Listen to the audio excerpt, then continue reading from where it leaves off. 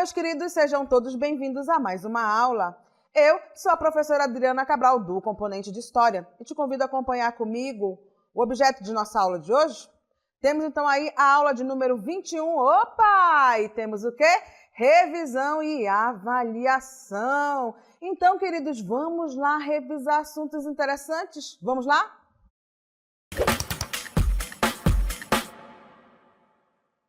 Vamos então começar com a primeira partezinha desta revisão, que é falar sobre as expedições nas Américas, a América Portuguesa, a colonização no Brasil. E vocês têm aqui exatamente, não é mesmo? É como se a gente estivesse chegando nas caravelas. É uma visão europeia desse novo mundo, tá certo? Por isso, olha só que imagens vocês têm aqui, né? Dragõezinhos com cabeças ali muito parecidas, né, meio que voltadas assim para aquela mentalidade para dizer que nós éramos o quê? Algo ruim, né? Olha só, parece até ali como se fosse uma imagem do demônio, mas é o quê? É uma visão europeia para com essa nossa civilização. Não te esquece disso, ok? De um outro lado, nós temos aqui, olha só, a adoração dos reis magos, onde nós já temos ali no meio o quê? Exatamente uma imagem, então, do indígena, tá certo? Ou dos povos originários, como utilizamos hoje. Vamos, então, falar sobre essas expedições, então, na América Portuguesa, porque, ao chegarem ao Brasil, os portugueses não encontraram metais preciosos, como ouro e prata, conforme relata aí o Pero Vaz de Caminha, né, em sua carta ao rei de Portugal. Em seu lugar, os portugueses estavam tendo lucro, né? Em segundo lugar, os portugueses estavam tendo lucro com o comércio das especiarias, pimenta, cravo, canela, noz moscada, gengibre, etc., retirados então da África e das Índias. Por isso, né, nós vamos então ter neste período o início das expedições exploratórias ou exploradoras. Por quê, professora? Porque se eu não encontrei de cara nem ouro nem prata, eu preciso dizer para o rei de Portugal o que tem aqui de produto que é comercializável. Por isso, a importância, olha aqui, do pau-brasil e as expedições então exploratórias, ok? Então, ao período compreendido entre 1500 e 1532, ele é chamado então de período da colonização exploratória. Portugal enviou expedições para verificar quais produtos que poderiam ser aí utilizados para o quê? Para o comércio. Exatamente por isso nós temos, então, a exploração do quê? Do pau-brasil, tá bom? Por quê? Porque tinha um valor comercial, porque era usado para atingir tecidos e sua madeira para construir casas e embarcações. Ao saber da existência, o rei de Portugal ordenou construir feitorias e tornou o pau-brasil monopólio português. E vamos então a elas, as feitorias. Temos aí o que eram então as feitorias? Grandes armazéns fortificados, construídos para armazenar e comercializar o pau-brasil e, né, apenas por pessoas autorizadas pelo rei de Portugal. Mão de obra utilizada para encontrar, cortar e transportar as árvores do pau-brasil, mão de obra indígena. Não te esquece disso, ok? E nós temos, então, a forma como é que havia, né, esse pagamento, então, desta mão de obra indígena, que era o escambo.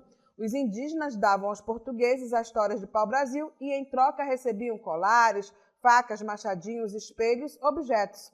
No dicionário, nós temos a definição de escambo. Escambo, né, substantivo aí masculino. 1 significa troca de mercadorias ou serviços sem fazer uso da moeda. E 2, qualquer permuta, ou seja, qualquer troca.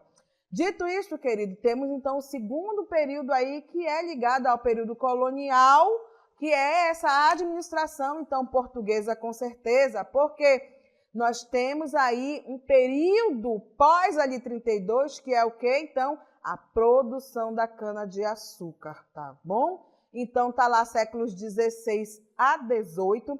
O Brasil se tornou um dos principais produtores mundiais da cana-de-açúcar e passou a produzir, não é mesmo, aí o açúcar, tá? O produtor era do Nordeste brasileiro, principais capitanias ali, Pernambuco e Bahia, tá? Então, olha só, vamos falar agora sobre esse sistema, então, aí dessa plantação, que é aí o sistema aí de produção, grande sistema aí que a gente chama de plantation, que eram grandes plantações, tá? Monocultura porque era o único produto aí mais, né, dentro dessa grande plantação, então, ou seja, monocultura, cultura de um produto em maior, vamos dizer, quantidade, tá? Isso não significa que era somente ele. Lembra lá que tem economia para subsistência também. E aí latifúndio, tá certo? E esse sistema é muito ligado também aos engenhos que começaram a funcionar no Nordeste brasileiro. Mão de obra africana escravizada, porque nós somos aí, principalmente essa mão de obra é de negros escravizados, tá certo? Então eles são propriedade dos senhores de engenho. Temos aí, claro, essa grande produção, que eram as grandes propriedades rurais, os engenhos, que organizavam a produção e a vida social local girava em torno dos engenhos e das casas próximas, tá certo? Vamos falar agora sobre a estrutura social, que é então a estrutura social agrária e escravocrata, com senhores de engenho no topo e trabalhadores escravizados na base, tá? Temos então esse desenvolvimento econômico que era o quê? A consolidação do domínio português, desenvolvimento então de portos e infraestrutura. Lembra, eu agora vou efetivar o que é a administração, porque nós temos aí a implantação de um grande sistema a partir então de 1530, tá certo? E olha só que interessante, estamos aqui, olha, no meio de um canavial. Por quê? Como eu acabei de dizer para vocês, a partir de 1530, o rei ali, né, o Dom João III, ele decidiu fazer o quê? A colonização do Brasil, ou seja, o rei resolveu garantir a posse do território para explorar as riquezas que aqui existiam, tá? Então, colonizar através da produção do quê? Olha só o canavial da cana-de-açúcar, coloca aí na tua cabecinha, perfeito? Então, a cana-de-açúcar era um produto muito cobiçado, porque ela era o quê? Uma especiaria. E tu lembras, já era o quê? Muito dinheiro lá para Portugal, ok? Então, vamos falar sobre essa cana-de-açúcar. Era muito cobiçada, tinha um valor elevado. Lá no Nordeste, principalmente, tá certo? Capitania de São Vicente, de Pernambuco e depois da Bahia, tinha o quê? Solo fértil massapê. Clima favorável, tá? O clima ali e o regime de chuvas, olha só, canas maravilhosas e davam então aí, né, muito lucro, perfeito? Vamos falar então sobre o início dessa colonização no Brasil colonial. Acompanhe comigo, nós temos as capitanias hereditárias. Foram doadas então por Dom João III em 1534 a homens que tinham prestado serviços ao Império Português na África, no Oriente e em Portugal. E aí vocês têm então as capitanias, tá certo? Eram 15 capitanias doadas a 12 donatários. Alguns donatários, como Martim Afonso de Souza e o seu irmão Pero Lopes de Souza, ficaram com mais de uma capitania para administrar e fazer o quê? Prosperar. Por isso que nós temos, então, esses donatários. Eles eram indivíduos, então, da pequena nobreza ou funcionários do governo português, muitos dos quais de origem burguesa. Leia-se, tem dinheiro. Cada donatário deveria ter o controle de sua capitania. Em caso de morte, o cargo passava ao seu filho mais velho. Por isso, o nome desse sistema é capitanias hereditárias, ou seja, o pai morreu, o filho fica, tá certo? Então, capitanias hereditárias. Para atrair os donatários, o governo português oferecia algumas vantagens.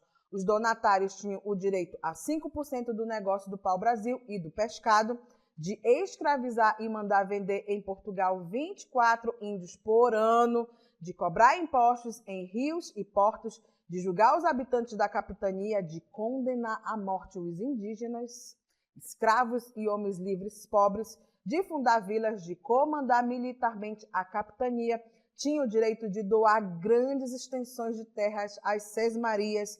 O sesmeiro era aquele que recebia uma sesmaria, tinha um prazo máximo de 5 anos para começar a produzir o açúcar.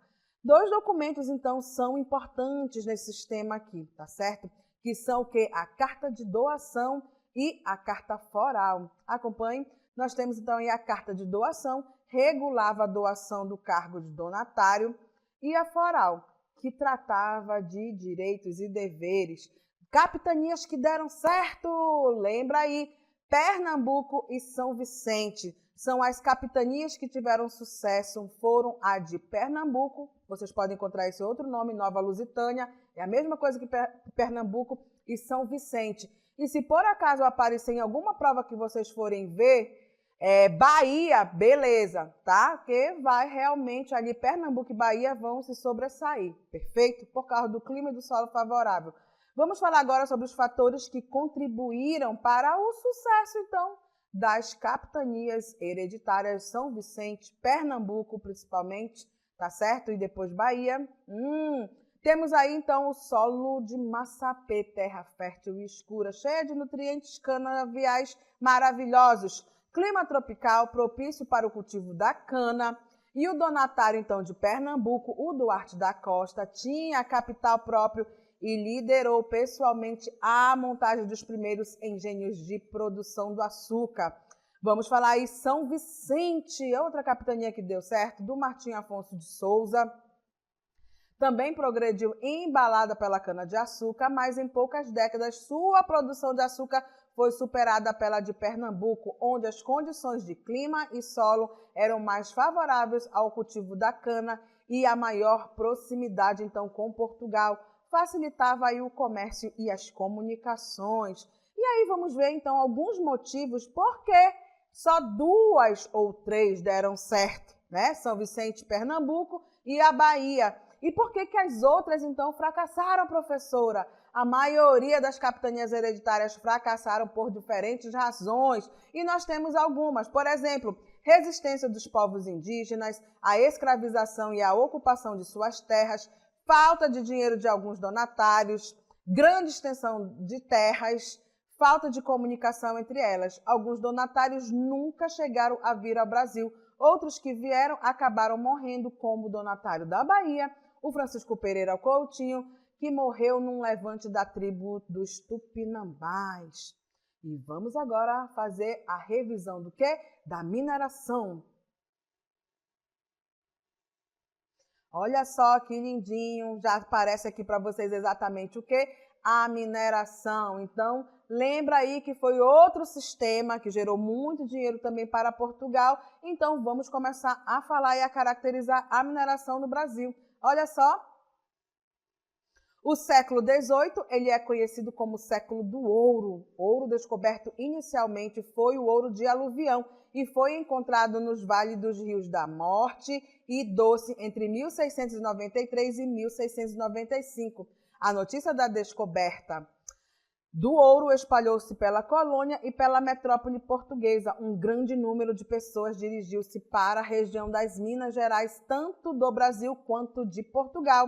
E em 1720, o governo português restringiu a emigração para o Brasil, visto que entre 2 a 4 mil portugueses saíram de Portugal para vir para o Brasil.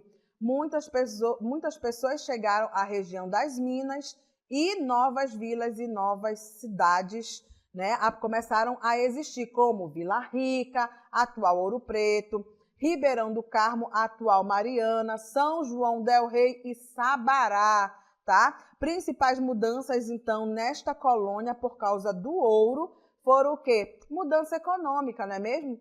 Passamos aí, ó, o ouro ele vai substituir a cana-de-açúcar como principal produto de exportação, tá certo? Crescimento urbano, surgiram vilas e cidades. Olha aí, Vila Rica, atual Ouro Preto, Sabará e Mariana e várias outras nessa região das Minas Gerais. População, então, diversificada. Os portugueses, negros escravizados, mestiços e alguns poucos estrangeiros.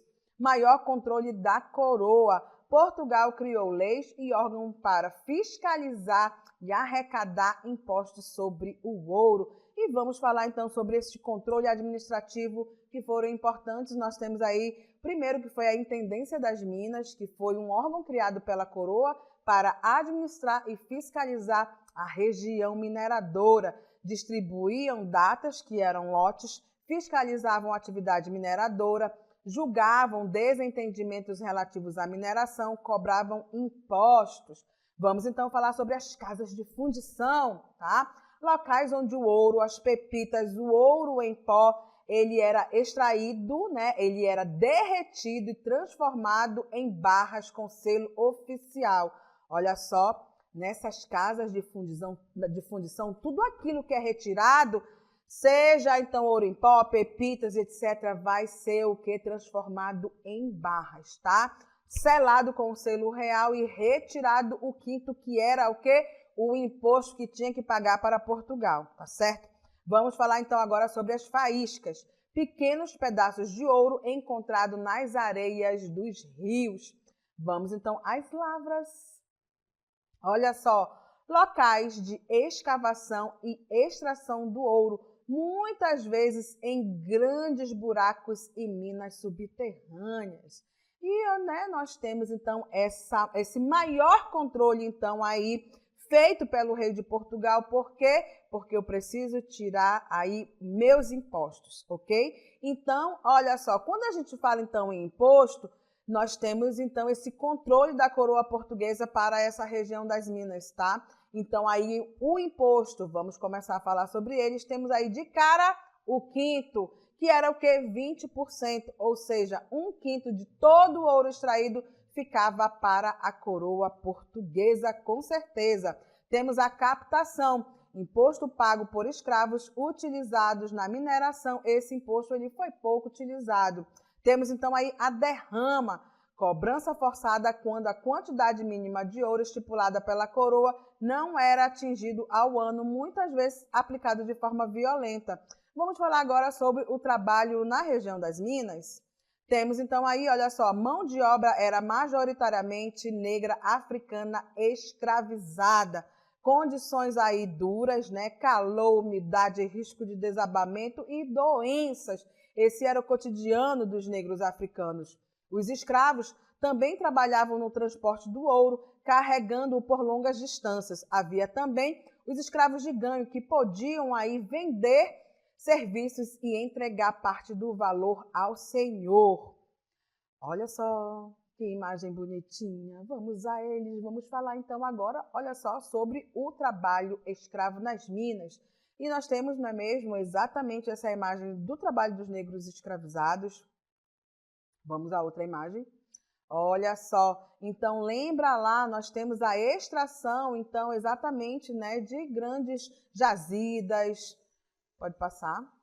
Olha só, então, o trabalho, né? Chega um momento que essa administração vai realmente colocar pessoas ali para olhar a cada um daquelas pessoas que estavam trabalhando porque não queriam que o contrabando acontecesse. Então, havia esse ouro que era retirado, então, próximos aos lagos e rios, principalmente aos rios correntes, e aqui alguns instrumentos, né, que eram utilizados por aquelas pessoas, então, que trabalhavam ali, que era mão de obra predominantemente de negros escravizados. Vamos falar, então, sobre a crise da mineração. Olha só, as duras realidades do século do ouro, que é o século XVIII, e que houve, então, aí intensa exploração aurífera no início deste século XVIII. Porém, na segunda metade do século, até mesmo as maiores jazidas foram aos poucos se esgotando. A produção aurífera caiu e gerou uma profunda crise.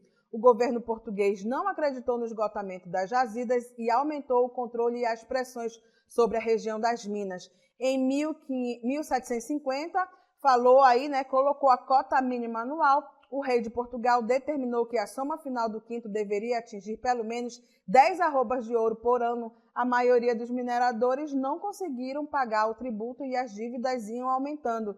Em 1765, foi decretada então a derrama. Em consequência disso, em 1765, o governo português decretou a derrama, isto é, a cobrança de todos os impostos atrasados. Houve insatisfação geral na região das Minas, o que resultou aí na conjuração mineira ou na Inconfidência Mineira. Queridos, atingi o meu objetivo, que era trabalhar então esse processo, o início da colonização, tá certo? Falamos aí do pau-brasil, da cana-de-açúcar, tá certo? E desta mineração. Desejo, então, aí, né, uma ótima revisão para todos e até a próxima.